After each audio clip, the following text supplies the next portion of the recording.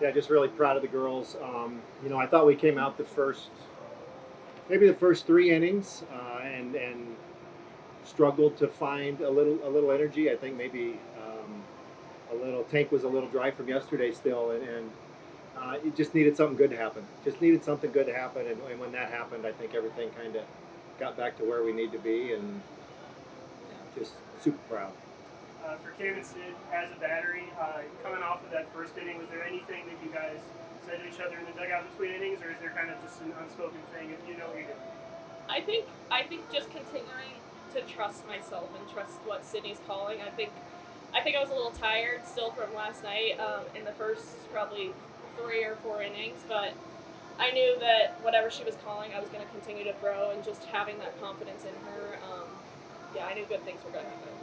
Yeah, Cam's funny. She gets stronger as she goes on, so it's not normal. Talk about the inning where you got your 3 runs on the board and it put you ahead. What was the kind of the feeling in the dugout during the inning and then after? And I felt like our plan and our approach that we wanted to do was the right thing, and it was just a matter of continuing to buy into that plan and just execute. And we felt like that would happen eventually if we didn't get off course there a little bit. So obviously didn't. Yeah, I feel like just once we started putting pressure on, like that's where we got our hype, we got our excitement and stuff like that. It's just taking it one pitch at a time, but making sure that every pitch is going to be a hard pitch for them. Um, Coming into the regional, obviously high hopes, especially after how the conference tournament went. You had to come from a difficult position in there. Is this not necessarily expected, but kind of I guess how are you feeling after 2 wins in 2 days?